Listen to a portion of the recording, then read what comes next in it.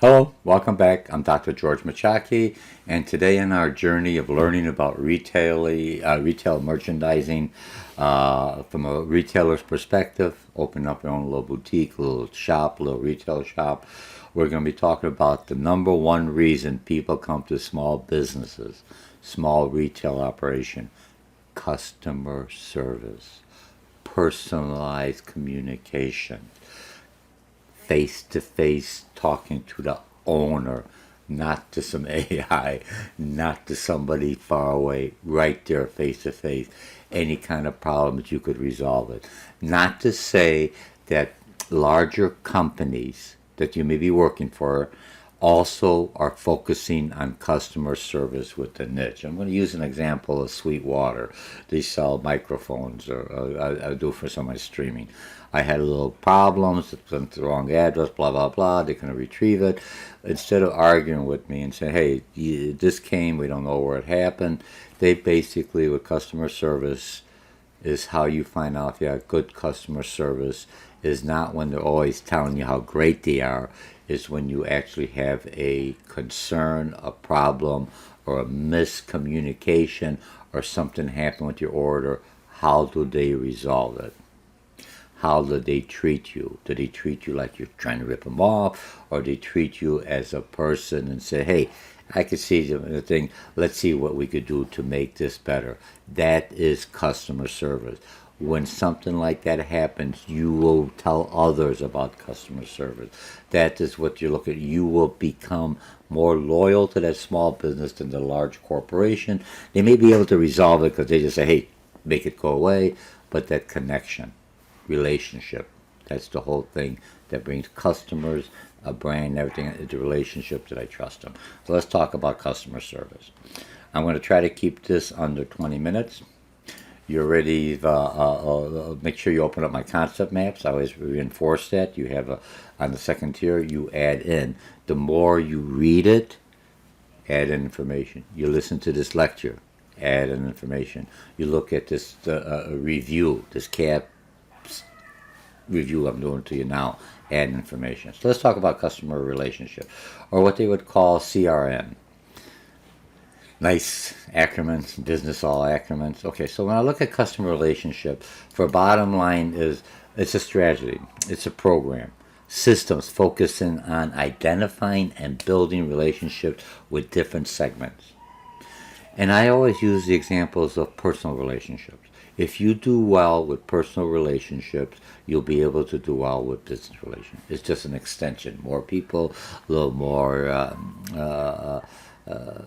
intriguing, different aspects, but it's still building that relationship. Now, you have the share wallet, percentage of customers' purchases from a particular retailer. That's what you want to keep. That's the loyalty. That's when you talk about loyalty programs, all this other stuff, a profile about your customer, understanding. You want to understand that customer so you could basically give service to him or her the way they want it, what they feel comfortable with. That's what they'll come back to you. Okay, and then they had a picture about the Ritz Carlton. The reason they customize. I use sometimes when I travel, use Ritz Carlton. They know I like this kind of hair shampoo. They make sure I have it. They know I like this for breakfast. They don't ask me. I could pre-order. They kind of already know what I'm looking for, and they set everything else up. So my experience with them is always the same. Positive. If I did something wrong, they will make up for it and make sure they know that he doesn't like to have his sheets turned this way. He does whatever, and they'll try to customize it. But you're paying a little bit higher value, but they have that reputation, customer focus. Okay. Now the CMR process, relationship overview. Now let me just give you the process here. Here's one thing.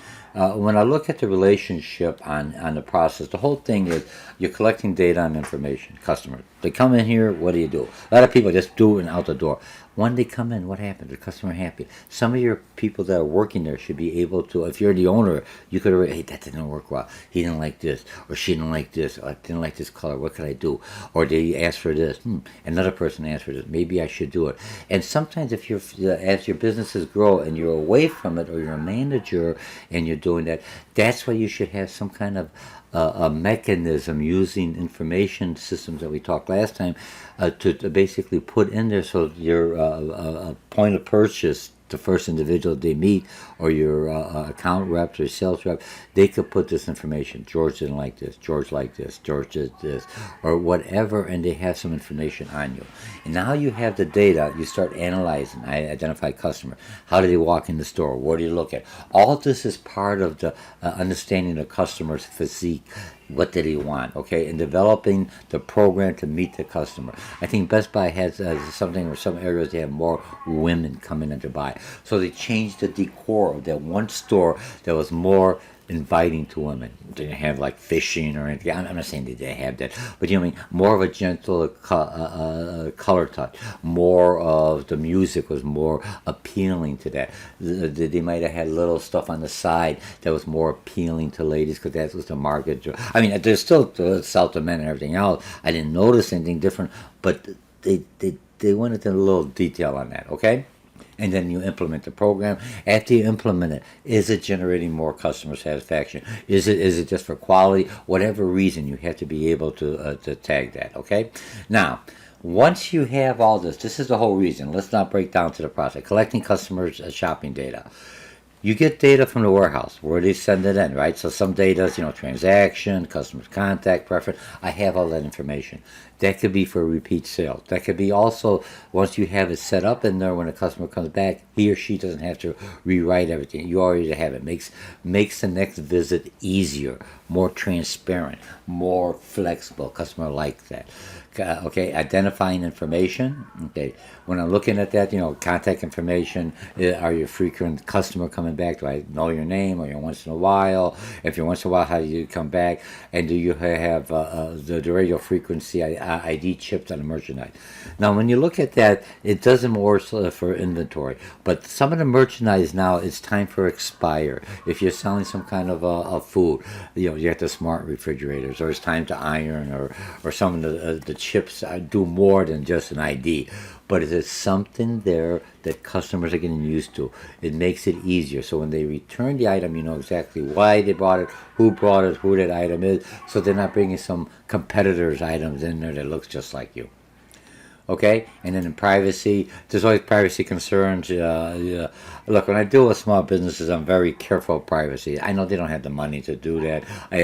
That's why I use either PayPal or my bank, or do a VPN, a virtual network that scrambles, or a lot of the banks have it where they don't ever see your account number. There's a lot of security. It still could be crashed, but you understand they're a small business. Don't look. They hit Target and take all that information. What do you think they're going to do with a mom and pop business? Okay. All right. So let's move along here. Now, analyzing the customer data and identifying it. The whole thing you have to look at is, when you're looking at customer life value, how much past behaviors predict current behavior, or current values, or repeat customers. Not always, but the majority of the time. When you look at it, what you did before, where people are having. Okay?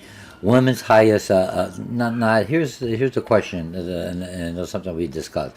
Shirley purchased something for $400 in December and spent nothing else the rest of the year for $400. Marissa purchased $10, $65 each year to December to November from December to November for a total of $355. Which one would you do? Well, this one had me more money. If you're strictly looking at money, you got it. This customer here has more value because she comes back more. I get her into the store, I could upsell her. I could sell her some accessories. I could get her something else. She may buy something else. This one here is a one-time deal. Maybe it was a sale, coupon, whatever. Brought her in, never came back. Maybe it's next year. Could I bet on her coming back? Why would I send her stuff? I send her stuff and she only comes once a year. Do you see what the difference is? Even though you're saying, well, George, you're making $45 more on this one.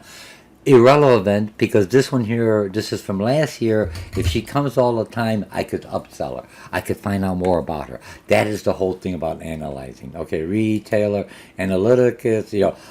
There's application for statistical analysis, data mining, number of times products come and purchase. So you see they're always buying the same product. Then you try and see what complements their product. What else could they do that they don't know they should have, or that you want them to buy, and targeting and assortment planning. Remember, all that makes a difference. Now, the last one is develop customer relation management through frequent shopper program. Now, here's what happens: effectiveness.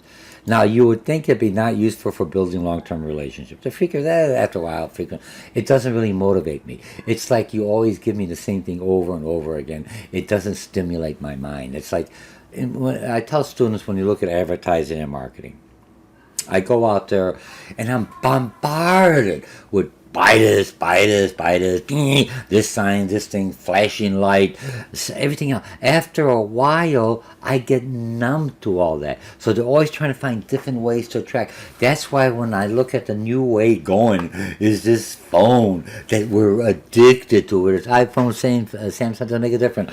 What happened? It vibrates. It does everything. I look at it. It has banners. It has notifications. It eats the hell out of my batteries, but you turn it off. But it's there. It tells me when I'm in the area, there's a sale here. This works well, and it all works in with making better than just a frequent flyer. I get the information. I tell them, hey, we got a one-time deal now for 5%. Frequent flyer, I got to get somebody a coupon. I haven't been in it for a while. I got tired of it. I get bored. But this way, they're stimulating you. Always something different, and a different picture, a different product, something else to bring me in. Still tight end. Don't get me wrong. The frequency loyalty programs are there, but they're not as effective as people think they are. Okay, making frequent flyers more effective. Offer less costly services to satisfy the needs of leads. Offer tiered rewards. The more you do, you buy. And I think Sam does that. They basically, Casco, I gotta wait till the year end to get my bonus check. If I use all their stuff. Remember, because Samsung is to bring people in, not on their products. They're making the money on the membership. Costco. Sam's also makes money on a membership. But Costco, I gotta wait till the year end and they give me a check, and I can spend it around holidays, so it comes back to them. Sam's says if I get so much, over $100, I could spend it now if I want it. I don't have to wait till the year end.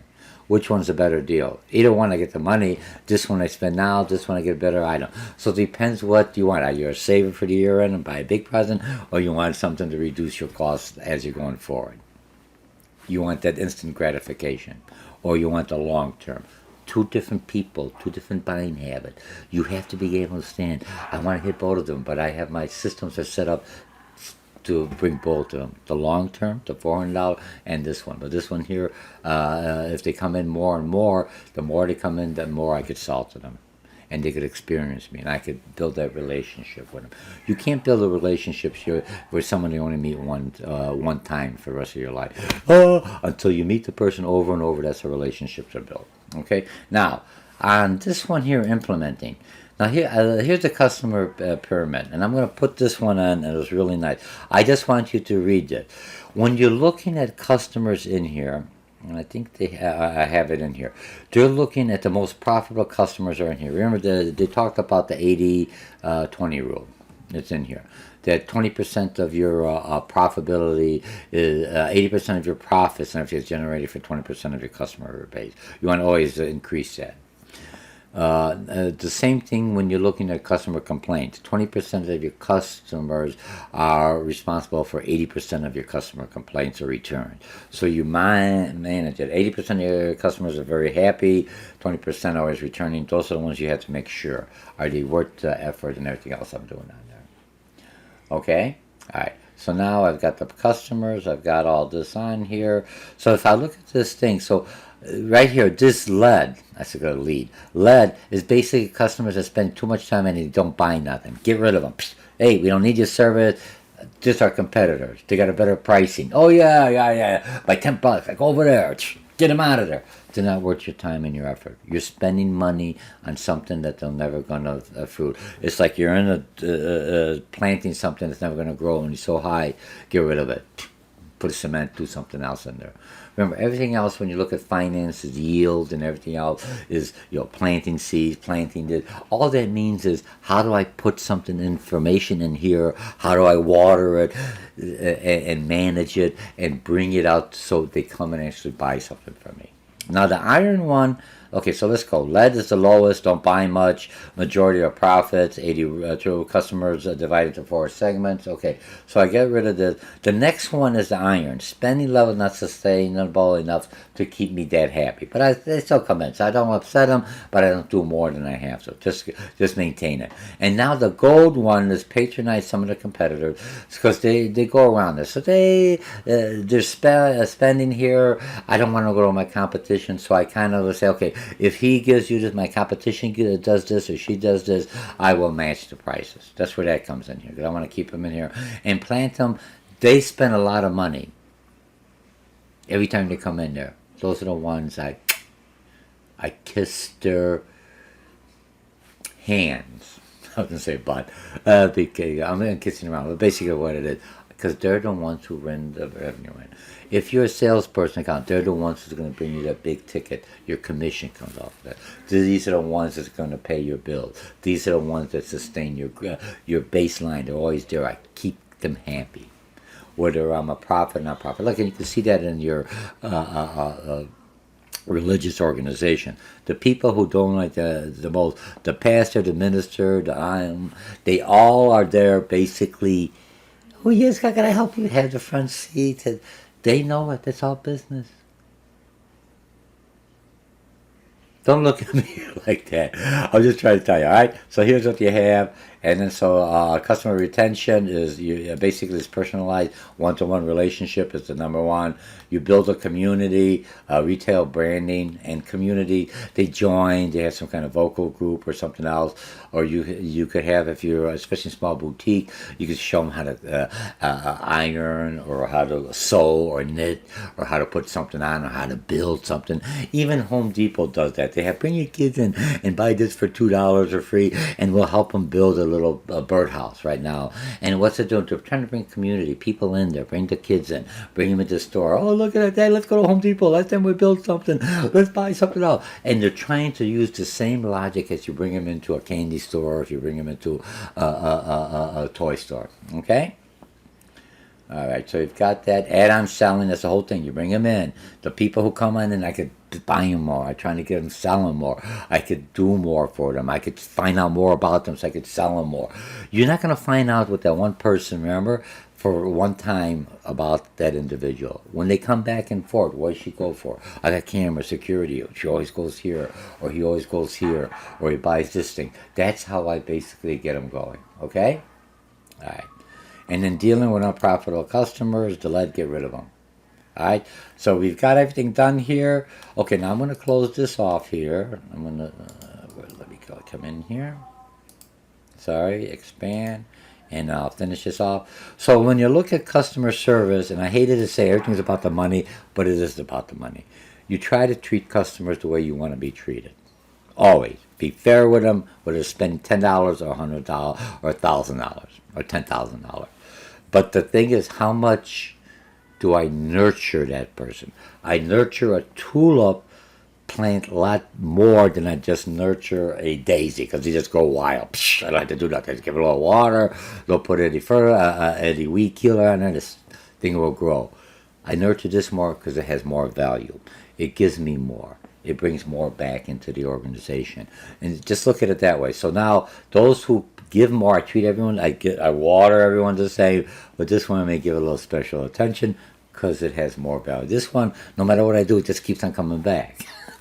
And sometimes you're like your lead customers at the bottom, your complainers. These go over there, come on, but I like you. Because your competition probably tells them to get the heck out of there. All right? So remember, customer service is treat everyone well. They'll come back to you. As a small business retailer, this is what makes your business, is that one-on-one personal relationship with the customer. and then you'll do very good. Okay, so again, my name is Dr. George Mochocki, and either take me for a class or take some at a community college. You get your best bang for your money, or look at these videos. There's a lot of them out there, and you'll learn something from everybody. But you get more when you take the course and get all the supplemental information and concept math and everything else. I'll look at my clock now. I figured this out so I can watch my clock right here. At 20 minutes, I got 19:30 seconds. I'm going to stop this and stay safe.